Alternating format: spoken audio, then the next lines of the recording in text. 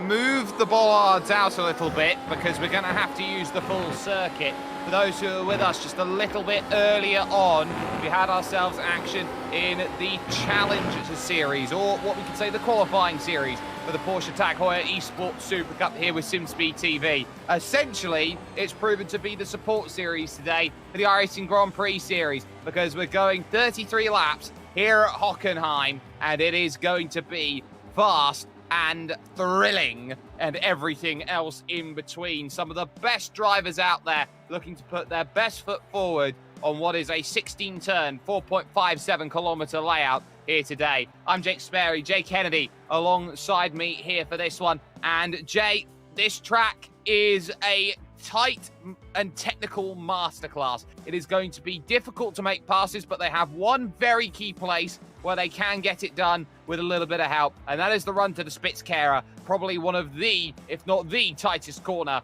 on the iRacing service. Yeah, it's been a really cool addition to the iRacing service since we got it not that long ago. Hello, Sperry, and hello, everyone. This is going to be a great race. We've seen some brilliant racing in this series past, but yeah, that hairpin, very, very tight, provides plenty of passing opportunities, and with the DRS run all the way from the exit of the turn 2, turn 3, all the way down to the hairpin, we'll definitely see some dive bombs, definitely see some moves, definitely see some passing into that spot.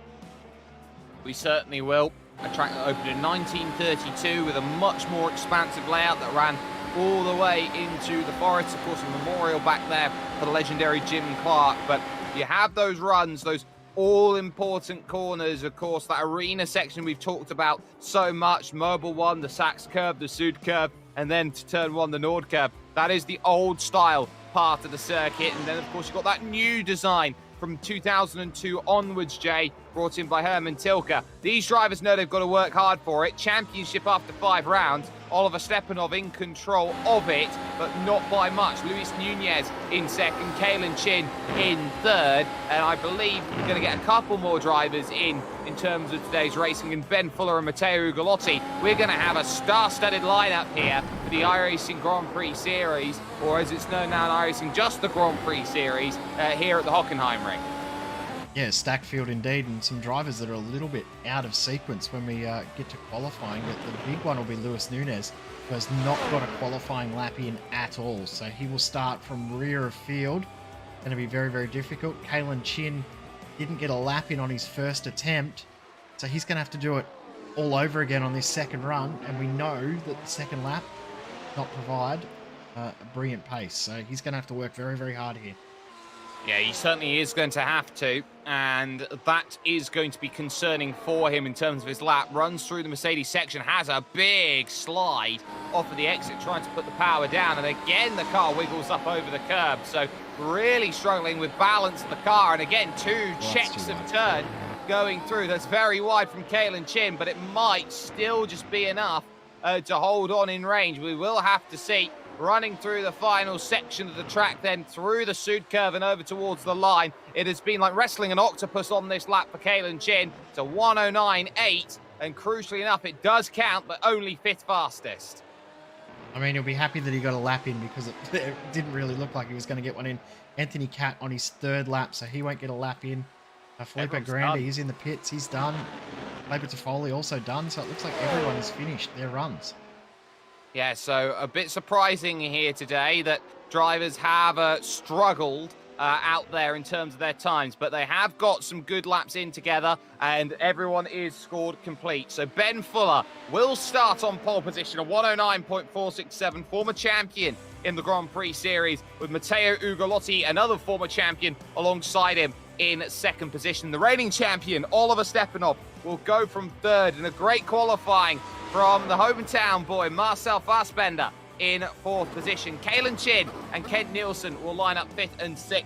And onto the 2nd row of the grid, Oyvind Haugland will start from 7th, and Victor Auad then from 8th position. Felipe Giro and Jacob Swiderski will round out the top 10, with Stephen Filipovic and Dennis Munkholm, who will round out 12 out there at this point in time. Marcos Avila will start in 13th, with a Yestin Chiapalone in 14th position. Federico Vicalvi lines up 15th, and will have Philip Yates for company. John Pat Kelly, ever the veteran, in 17th. Paul O'Regan will start in 18th position. The last driver to set a time will be the number 13 of Adam Webb. And it is star-studded towards the back because you've got Filippo Grandi, Luis Nunez, Anthony Catt. They're all there, along with Kleber Toffoli and Nujen Jampalat, who is there trying to work hard in 24th position. So 33 laps here today. They've got a lot of pressure on them because it is a very tight circuit. It is a very difficult circuit to get through. And Jay, they will know and understand that they have to keep themselves in this race on the opening lap. It is so easy. We've seen it over the years in the early to mid-2000s, just how easily you can get it wrong here. Well, we've seen it in all sorts of racing in this series in the past where you can get it wrong here. So making sure you maintain pace. Don't try and get too ambitious with the moves. You can get ambitious at certain points, but you've got to be careful to watching behind as well as watching ahead, because you can find yourself very easily going for a move and finding yourself losing 3 positions in the same breath. So it's going to be very, very interesting. I love this track. And I love this track in Formula Racing. It's going to be so good to watch. It is going to be, and they all have to make a compound switch at some point. Nielsen, Allard, John Pat Kelly, Jampala and Munkholm are all on the soft. Everyone else is on the yellow or medium compound tyre. So 5 to keep out an eye on the soft, everyone else on the medium. And this is going to be a really cool battle out here today. Who is going to have what it takes? So we just wait for a couple drivers here at this point in time. Victor Allard is one of them. Munkholm is another. Munkholm onto the grid then, and just about 8 seconds then for Victor Allard to get on the grid. 3, 2, 1, and 0. That will be a start from the pits then from number 11, who will not make the start of this grid. So did not put the car up in the right position, but there's the green flag and they're underway, and it is a great start then from Matteo Ugolotti. A shocker from Oliver Stepanov then as they run through the opening section. Fuller runs around the outside and does well. Chin has to slam on the brakes through the opening section, worried that Stepanov was going to go around, and crucially a nice start then as they all run through to the Einfahrt Parabolika and now the regular Parabolika as they go through. And how crucial will draft be in the early stages? You can still make some moves up, get Nielsen under pressure as Kalen Chin will now look.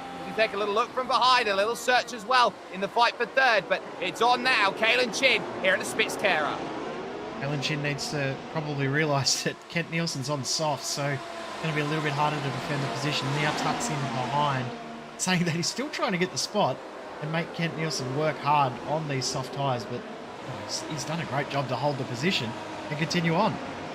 He has, he's got the place, and crucially Kent Nielsen now will have to really work hard to find a way by, and he knows that the race is only going to get tougher from here because he'll be on a different strategy compared to everyone else in front. Fuller leads, Ugolotti second, Fassbender in third, Stepanov fourth, Kalen Chin then up into 5th position, and a really nice start, and trouble at the back. Marcos Avila, Paul O'Regan in trouble at the Sachs curve.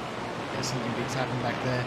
About to say that a couple of drivers that have gained big positions early, up 8 or 9 positions, so we'll see if we can work out what's happened.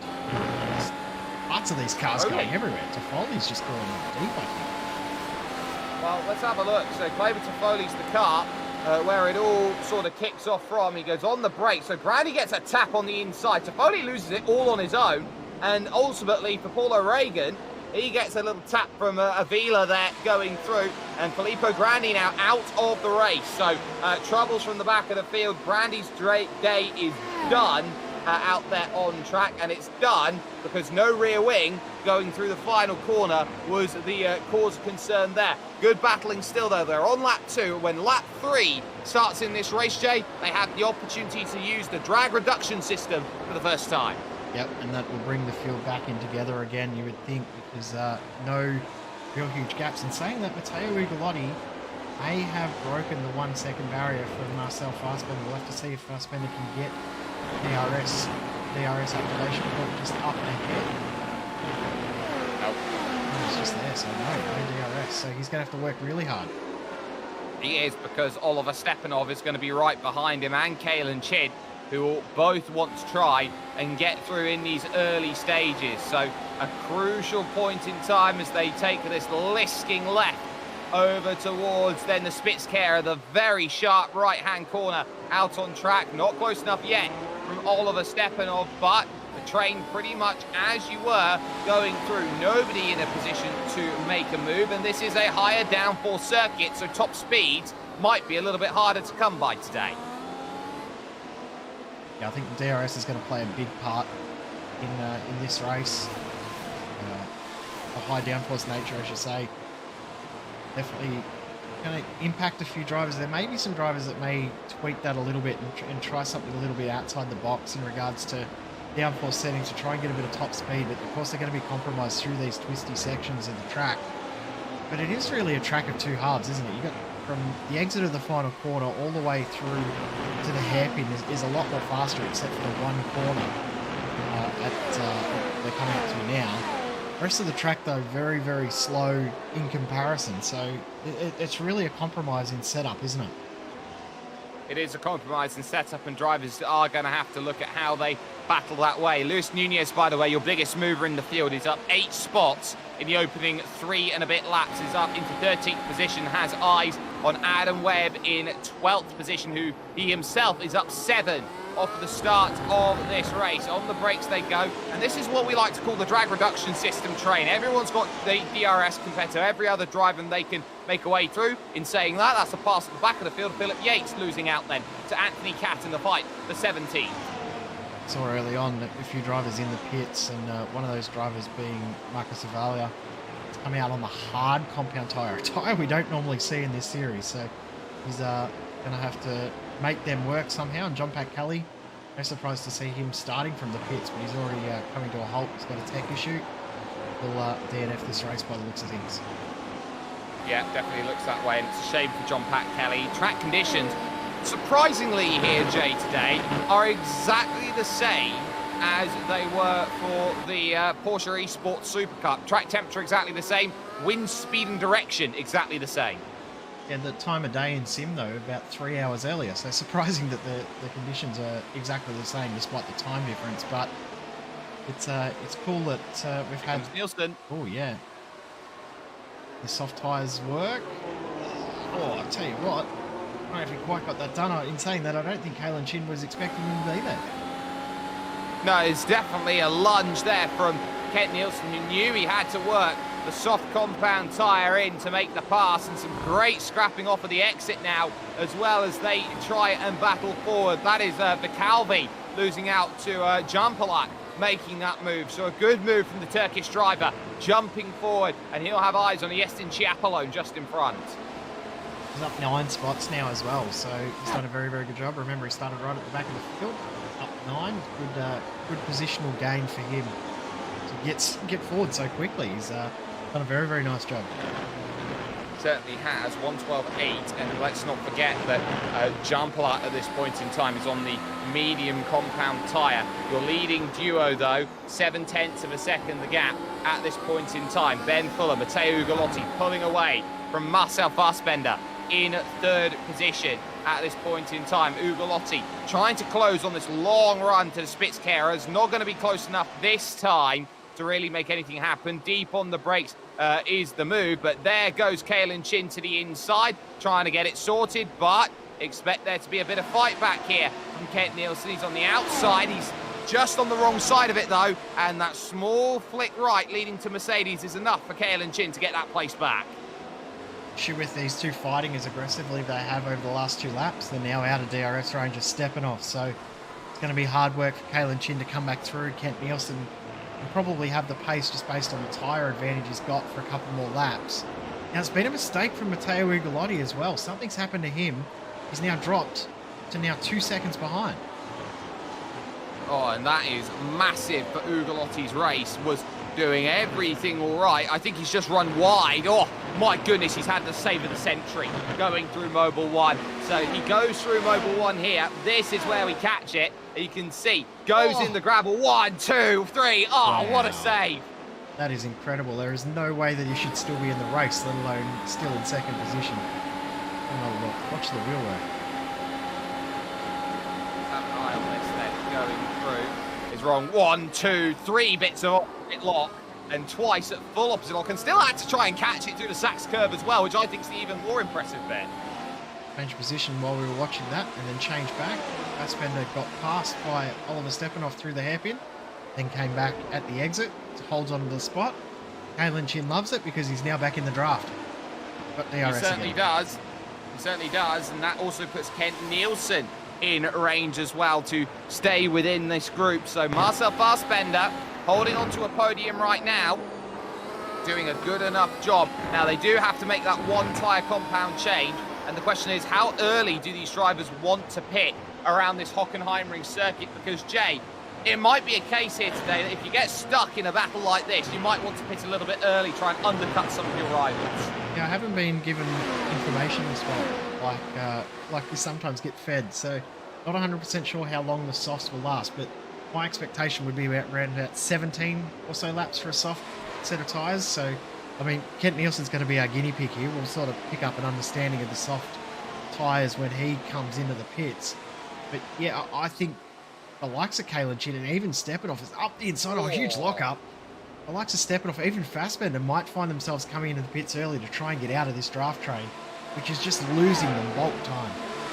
I tell you what, Fassbender's doing so well to get back on equal terms. Stepanoff trying to run it around the outside will do. Brilliant work, and now a little bit compromised they go through. Kalen Chin trying to find the inside, but he gets buffeted by the turbulent air as he goes through now into Mobile 1, and the arena section of the track is too wide at best through this section of track, and there is no way to find a pass through here, so just the one position lost from Marcel Fassbender.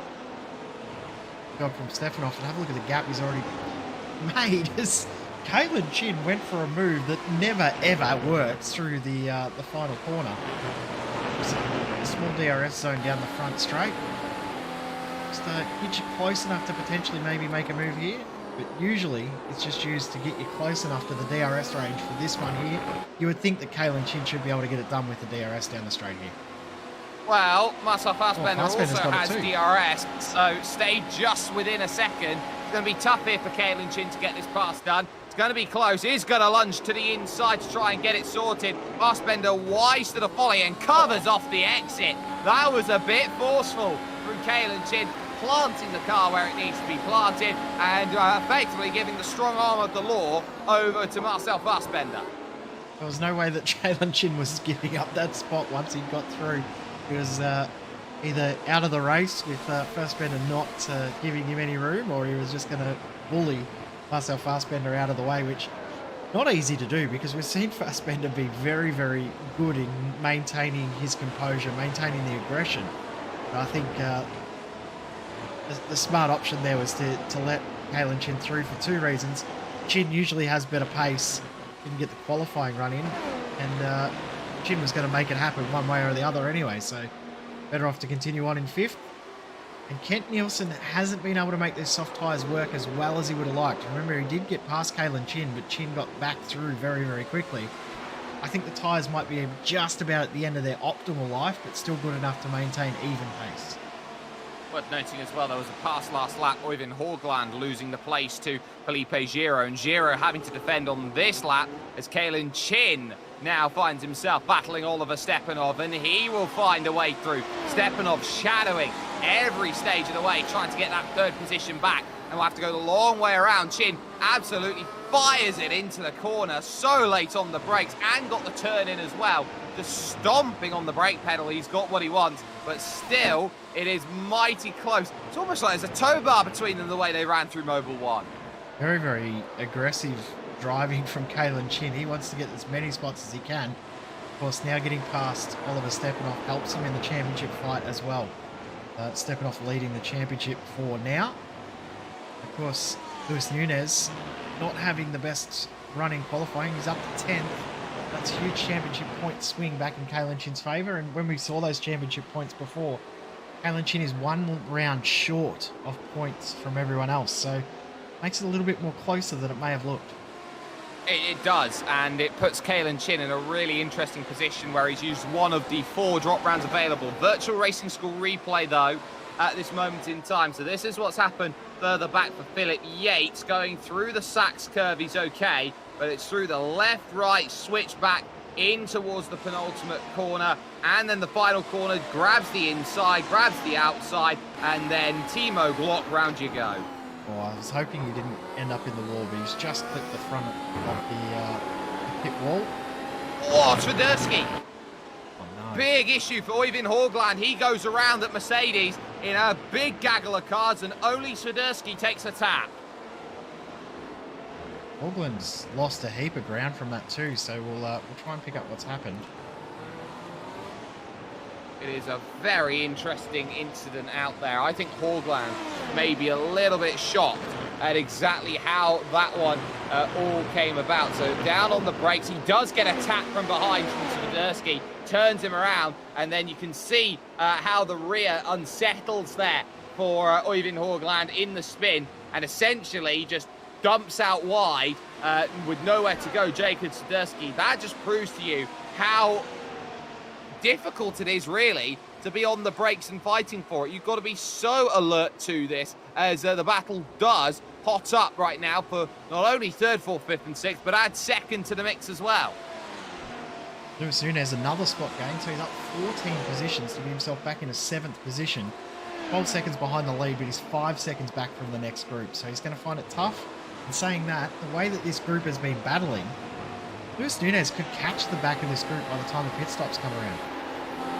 I mean, Luis Nunez was quicker than Matteo Ugolotti on that last lap, so it tells you what you need to know, is that he does have the pace to close gaps down, and he will be trying to do that over the remaining 21 laps, 22 laps of this race. It's not by any stretch of the imagination over for Luis Nunez in terms of his race. Ben Fuller, there is your race leader. 5 seconds to the good right now. The Apex Racing driver is certainly flying at a level where everyone else cannot get even remotely close at this point in time. There is Luis Nunez at this point. 3.7 seconds to chase down to Kent Nielsen. Good news, he took 6/10 of that out on that last time by.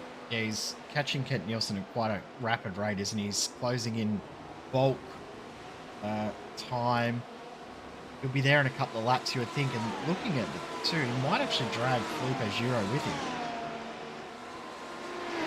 He very much might do, and of course that slipstream's so very important. If you can stay with the car in front, you really have a chance, but that gap is starting to open up for Giro. Just behind that, that is Steven Filipovic, then, who is losing the place to Adam Webb, who runs a little bit wide though, and it brings in Swiderski and Jampalat trying to look at Mobile One's not going to find the move. So Nguyen Jampalat can't find the pass, and on the back of it, Anthony Catton. Now we have a pit stop. Yeah, Ben Fuller from the lead of the race into the pits, which I'm very, very surprised by. He had very good pace. He was the second fastest car on track, but decided to come in early, and I'm wondering if he's worried. The softs already. This is interesting. Got to do 20 laps. Does he believe that the softs can last that long?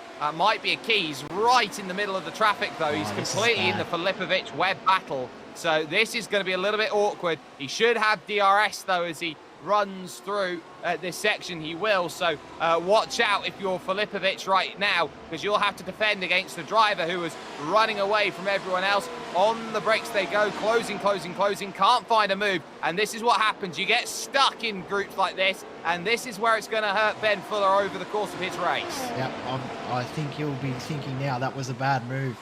Just where he's come out, he was probably hoping he came out ahead of Adam Webb, but he's about a second back from where he would have liked to have been. I can tell he's got great pace just with the fresh tyres, but making them work, he's cost himself so much time on this lap. He's back up into 9th, but he is losing ground to Ugolotti, who could probably now go a couple extra laps and not lose any ground to the softs here of Ben Fuller while he's got the best advantage of him.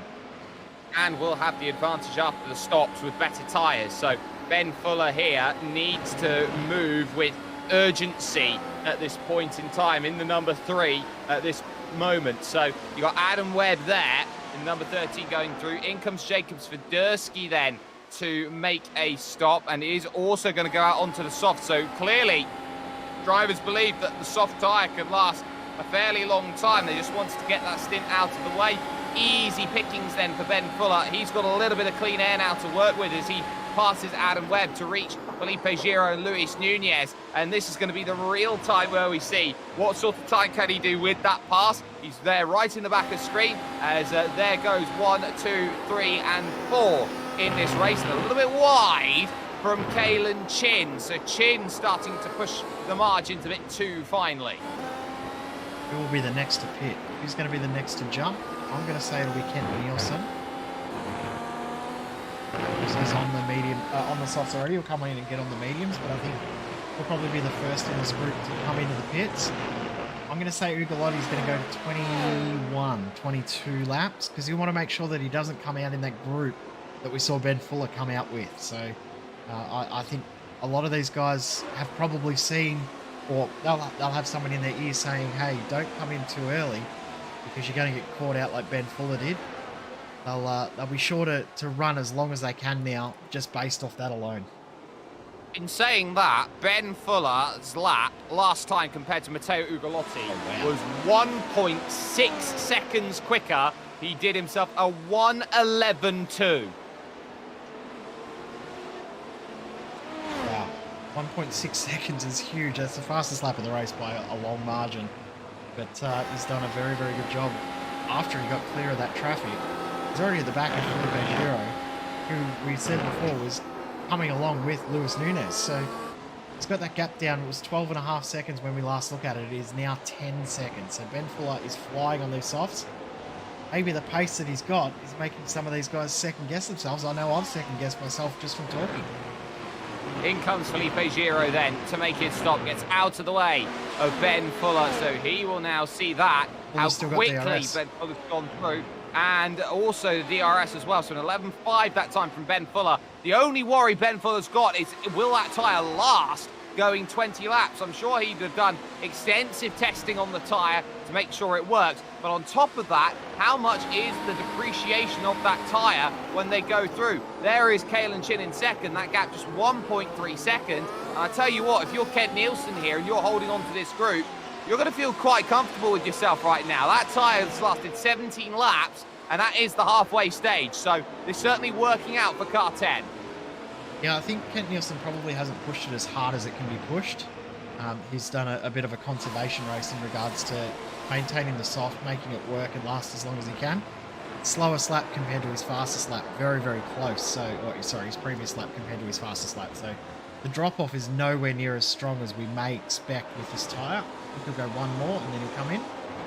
Yeah, I thought for a second there he was going to trick me into coming in, but yeah, go one more and then he'll probably come in next lap to just over half, because we are now into 16 laps to go. We absolutely are. Into the pits then comes Jampala after making a move on Steven Filipovic that we just managed to see, and it's going to also be as close as they get. So drivers coming in. There is Jampala.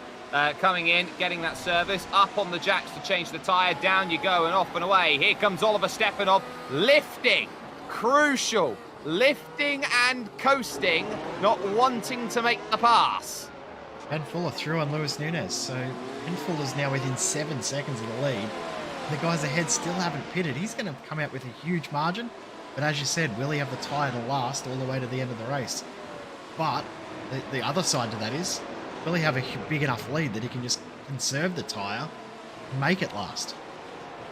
Well, the Ben Fuller of old is a Ben Fuller who once took a Williams FW31 and won by an entire lap. So he has light speed pace. He can be totally unstoppable in races when he gets into form and rhythm. In comes Oliver Stepanov then as the next taker onto the lane.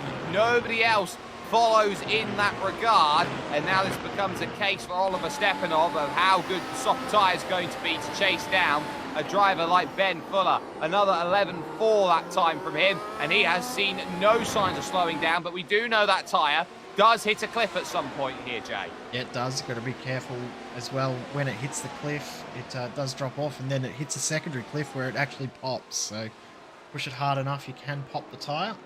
I don't think the stints will be long enough to see a blown tyre, but it's going to be interesting to see how long they can maintain top quality pace. Kent Nielsen has well and truly hit that cliff now. He's a second off his fastest lap. So I would say he'll be in this next lap. That's 19 laps on the stint. It is. He's just behind Marcel Fassbender at this point. The German in third position. The Canadian Kent Nielsen in fourth place right now as they run through the Sachs curve and move on through the left-right kink. Of course, rallycross layout here as they go through has worked brilliantly. In comes one, in comes two. Nielsen on the soft stays out. The longest of almost everyone, with the exception of Ugolotti. Now, did you predict that? There's no way I would have thought Kent Nielsen to make the softs last this long. So I guess 20 laps to the softs is okay, which is the amount that Ben Fuller's going to have to do. But Ben Fuller is definitely pushing the softs a lot harder than Kent Nielsen is. So that's one thing you'll have to be careful of. Out comes Kalen Chin behind Oliver Stepanov. So there's a change of position just based on the pit stops. Getting it done in the stops then, Oliver Stepanov, exactly what was needed there. So certainly has worked out quite nicely, and you've got a great car scrap right now because you've got Federico Vicalvi, who's yet to come in and serve a stop, Luis Nunez and Felipe Giro, who both have, and Nunez is going to get the move, Giro's going to get the move, and Giro's now going to have to try and line up Luis Nunez here, but so early on the brakes is Felipe Giro, he can't find the angle to get by Luis Nunez out on track. So some great racing going on in the middle as at least at this point in time, Ben Fuller up to third, Kent Nielsen now diving into the pits in second, Ugolotti still staying out, and that's still a really good run so far from Matteo Ugolotti. I think he's forcing Ben Fuller to push these tyres more than he probably wants. I think that's the strategy now for Ugolotti. Push as hard as he can on the mediums, force Ben Fuller into working the softs harder than he would like, and then he'll be able to come back at the end. I think that's the only way that he finds himself back in this racing with contention. Kent Nielsen back out on his mediums. That was a good stint for him, 20 laps. We know that they can last 20, but can they last 20 being pushed as hard as Ben Fuller has been pushing? Well, that is the ultimate question. Ben Fuller is a consummately good driver, but here comes Kalen Chin with a look to Oliver Stepanov. Not going to be close enough into the Spitzkehrer hairpin, and we'll have to try and find another way to make that pass. Lucky for some, 13 laps to go here in this race, and a good battle going on with Anthony Cat right now because he's trying to find a way down the inside of Nguyen Jampalat. Jampalat holding off well, and it's been a really good showing from the number 23, has shown a definite indication of pace to come. 100%, great to see him out there as Ugolotti's in the pits. Here we go, this is important. Hey, Ugolotti's in the pits. I've got a feeling that Oliver Stepanov is going to pass Matteo Ugolotti here, but the other part to that is Ugolotti, Stepanov, Chin can all work together to force that group up to Ben Fuller. There we go, Ugolotti out behind Kalen Chin. These three guys on 6-7 lap newer tyres than Ben Fuller could force Fuller to overwork these tyres, but the margin that Ben Fuller's got probably is enough, 12 seconds. 11.8 last time for Oliver Stepanov, 12.3 for Ben Fuller, so half a second, and Kalen Chin flies through on the inside, sensing Matteo Ugolotti just behind. So a nice move then from Kalen Chin, positioning back into second position, but the gap is 12.5 seconds with 12 laps to go. It has to be a second a lap if you want to win this race. They have to work together. They have to use the DRS very, very intelligently. They have to basically change positions every lap to try and close that gap down. Whoever has the DRS needs to take the position into the hairpin. They're going to have to play it very, very smart, not fight. If they do that, they might be able to close it in. In saying that, Kalen Chin is flying here on this lap. He certainly is flying, and he is trying to 1.7 seconds quicker than his best. Here we go. Yeah, absolutely. 11.1 on that lap was 1.2 seconds quicker than Ben Fuller. So that is a great lap by Kalen Chin. He jumps up into second position. He's going to try and run away. Stepanov will look behind because now just getting those tyres up into the operating window that is needed will come Matteo Ugolotti, who will search for the move going to the inside, and I'm pretty sure no reason to fight it. Thank you very much. That's the pass, and that is comfortably done in terms of that move. That was smart from Stepanov. He knew that Ugolotti was going to try and make the move. So rather than try and defend the position, he closed the DRS early, got on the brakes early, let Ugolotti through, and then he'll stick with Ugolotti. They'll all work together. It's intelligent driving there from Oliver Stepanov, knowing that it's not his fight to do that, especially by the looks of it. He may have used all of his battery power, had nothing left to defend with anyway. Absolutely. I wonder if we can get a replay of Jacob Swiderski last lap heading through the final corner out there, because he had an almighty scare as he went through the final corner out on track. We'll take a look through the arena section then, moving through Mobile 1 to the Sachs curve. It's the Sud curve where it all goes wrong, and a position change as Steven Filipovic had the chance then to jump up and gain an extra place. Going to see here through the right, the back just clips up over that anti-cut curb, but is sent spread eagle sideways. Second time we've seen that anti-cut curb take a victim in this one, so surprising to see how many have hit that curb. And Hart driving again from the lead group. Ugolotti through on Kalen Chin, no fight. And have a look at what it's done to the gap. Now down to 10 seconds. We said they needed a second a lap. They're doing it. Last lap by for Matteo Ugolotti.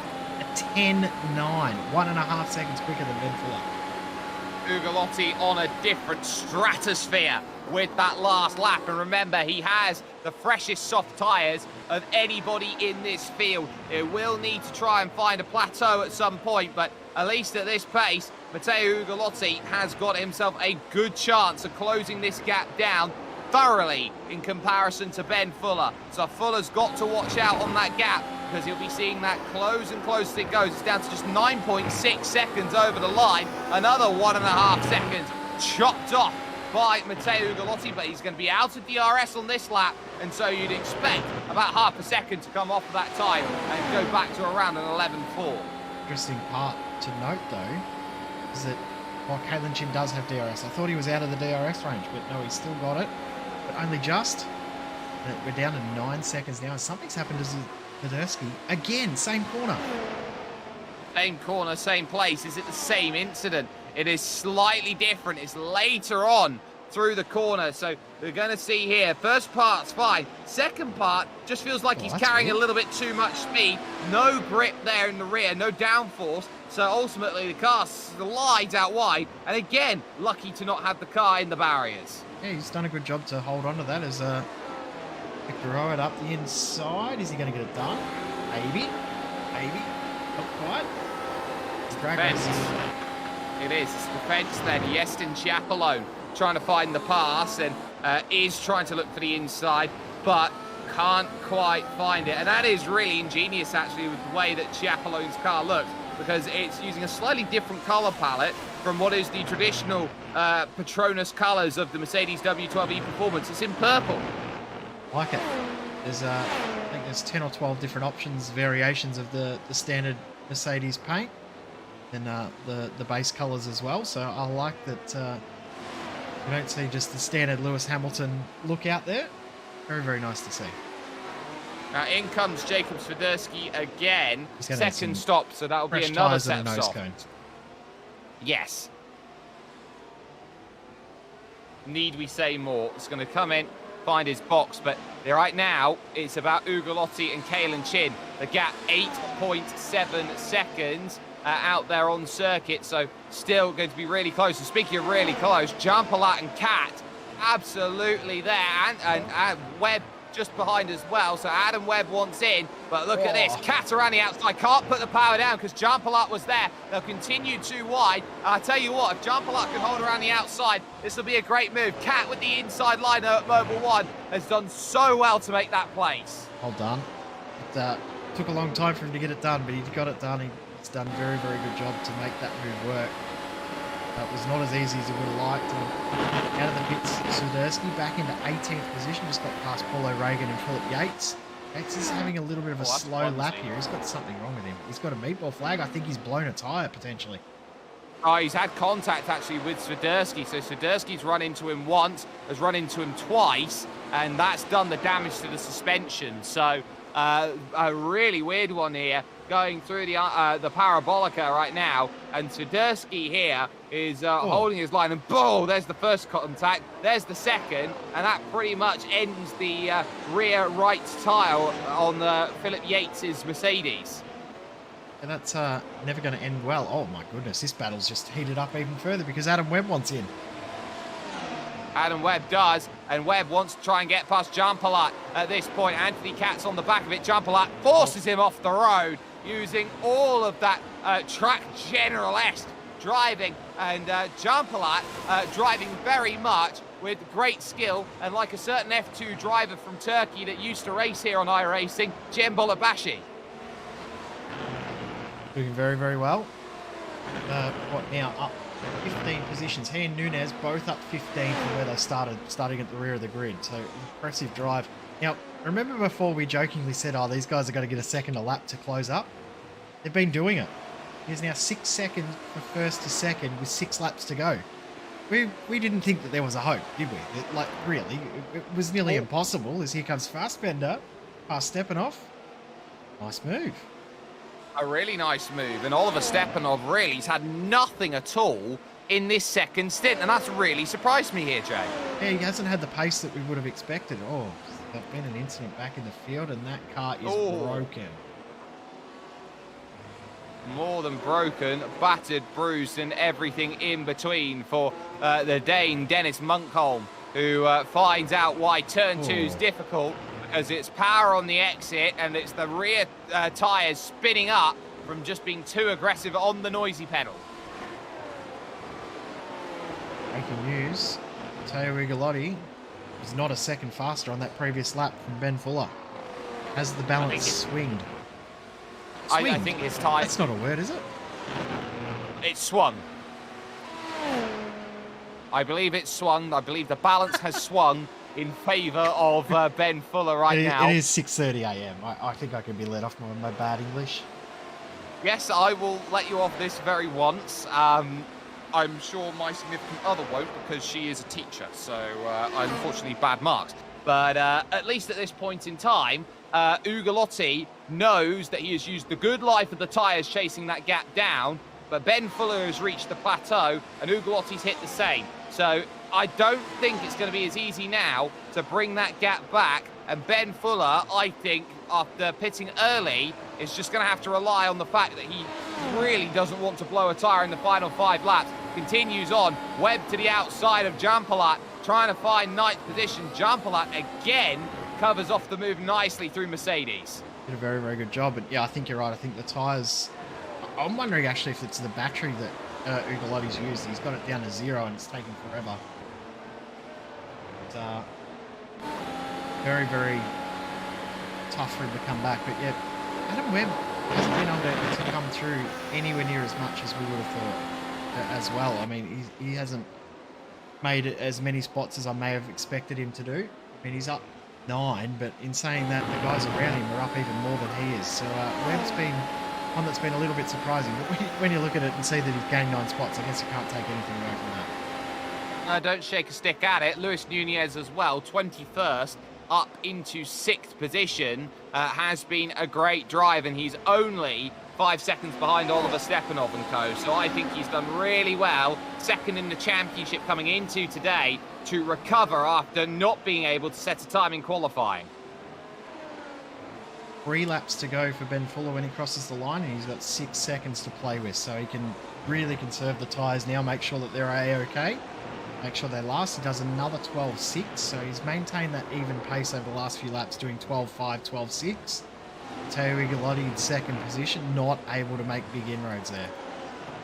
He did take 0.4 of a second, so the gap does come down to 5.7, so if there is a mistake, he is in range now to capitalise on it. Stepanov not done in terms of the fight for 4th. Marcel Fassbender has been driving a truly great race. And Fassbender is this sort of driver, Jay, who sometimes he has a really good race, sometimes he really doesn't. It's very much a case of you don't know which Marcel Fassbender is going to turn up on what week. Yeah, he just some tracks he really gels with and other tracks he just doesn't it? It's something I'm sure he's not too happy about either, his consistency throughout the season. But on his good days, he is absolutely brilliant. We've seen some brilliant moves from him throughout this championship and some very intelligent driving as well. It's not necessarily all about making moves each and every race. It's knowing when you're beaten and then can fight back later on. And I think that intelligence, the driving IQ that we've seen from him is probably better than the actual outright pace that we've seen from him. Oh, this starts to get on the radio as well in the battle for the top 10 as Jampelat again defends, but just in front of that, Felipe Giro right now. Sorry, I'd say just behind that, sorry, I got myself in the wrong battle. It's Victor Auard and Yestin Chiapolone. Chiapolone just making the move then and jumping a place.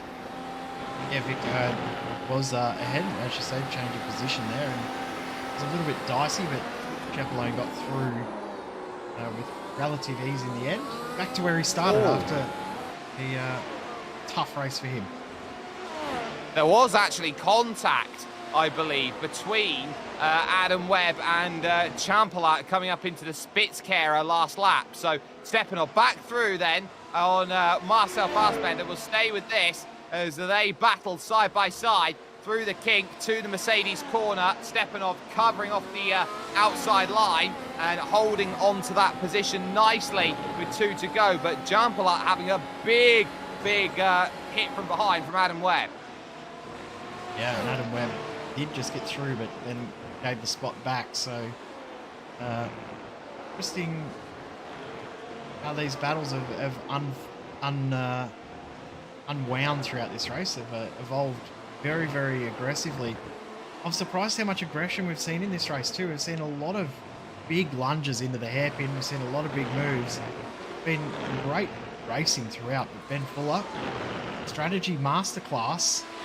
Only got a couple of corners to go, and he's going to hold on to what looks like about a 4-second lead. And that 4-second lead was about the margin that he had when he came in for his stop. He just called over 5 seconds. Fassbender ahead now of Oliver Stepanov with a great move, and Stepanov can't find the angle to get the pass back, but on the curb, kicking up through, goes one Mr. Marcel Fassbender. It opens the door up for Stepanov to have a look. Which way will it be? It will have to be the outside. You want to get it done. Stepanov flies around the outside. He'll still have to fight as he goes through, and it will be on the outside again. Fassbender holding, but through the final corner will come your race leader. Back to best. Ben Fuller wins here at the Hockenheimring. Ugolotti will take second. It will be Kalen Chin who will take third. And crucially, Marcel Fassbender puts one over on the championship leader. 4th and 5th it will be for them. A great race and some great battling throughout. And I believe Adam Webb out on the final lap of the race. So it goes completely wrong. And once again, it's through on the through on the Parabolika, and he comes together once more with one Mr. Nurgen Champelat. Big controversial last lap there, isn't it? I mean, side by side. Just trying to get a little bit too close, trying to use the side draft, and wow, that's huge. It is huge, and I would say there's not much that Champelat did wrong there in that. Adam Webb was trying to get as close as possible at that point in time, but rear to front contact pretty much ending Adam Webb's race a little bit early. Confirmation of result then, 40 minutes and 9 seconds. Ben Fuller puts on a strategy masterclass and beats Matteo Ugolotti by 4.2 seconds at the line. Kalen Chin will help bolster his championship efforts as he finishes 3rd ahead of Marcel Fassbender in 4th and Oliver Stepanov rounding out the top 5. Luis Nunez will finish in 6th with Kent Nielsen 7th and Felipe Giro rounding out the top 8. The top 10 finished off by Nurgen Champelat and Anthony Catt then in 10th position. Over the page to 11th, and it was a frustrating race for Øyvind Haugland, who had a spin today and fell back to 11th, with Stephen Filipovic finishing off in 12th. Victor Auard was able to hold off a Yestin Chiapolone late on in the race for 13th and 14th, with Federico Vicalvi finishing 15th, and the last two drivers on the leading lap being Jacob Swiderski and Paulo Reagan. Out of the race and will be classified a lap down will be Adam Webb, and finishing a lap down will be Marcos Avila and Kleber Toffoli. And then that just leaves the retirements of Dennis Munkholm, Philip Yates, John Pat Kelly, and Filippo Grandi on the opening lap of racing action. But as is traditional with the Grand Prix series, it does tend to follow the Formula One calendar, and round 7 will be no different, Jay, because next week it's the Hockenheimring. Yeah, cool track. It's been very, very popular since it's been added to iRacing, and we've loved it within the iRacing Grand Prix series, so looking forward to it once again. But, definitely we'll see a bit more of a spread out field, because the nature of the circuit means that drivers do find themselves getting a little bit more side by side. Does check drivers up a little bit, but that means that we're going to see lots of overtakes. We certainly are going to see a lot of overtakes, and we will see that a week from today as your headliner for Saturday night's racing here, with some brilliant action on SimSpeed TV. Massive thanks, though, have to go to the iRacing Open Wheel community, who have done wonders in terms of getting this race sorted out and broadcast to us here on SimSpeed TV. And on top of that, to the Virtual Racing School, who have been on the replays for us here in Grand Prix Series action. From Jay Kennedy and myself, Jake Sperry, it's been a pleasure to bring you action of this iRacing Grand Prix Series, but it was a masterclass from Ben Fuller. It wouldn't take him long to get him back up to winning ways, and he's done so over a former champion in Matteo Ugolotti. But the championship is still being fought hard, and Kalen Chin's third place finish will do wonders in terms of building up that points margin. Keep an eye on it, because it will be a fight all the way to the end, and I'm sure that it's going to be some great action moving forward. We'll see you a week from today when we tackle the Hockenheimring. This is your chance to get behind the wheel. The opportunity to race just like the pros. From the grassroots levels, where we all got our start, to the most popular race cars on the planet. From the fairgrounds of Nashville to the high banks of Daytona, to tracks that will never be forgotten. Realistic driving, intense competition, all from the comfort of your own home. This is the ultimate motorsports simulation. This is iRacing.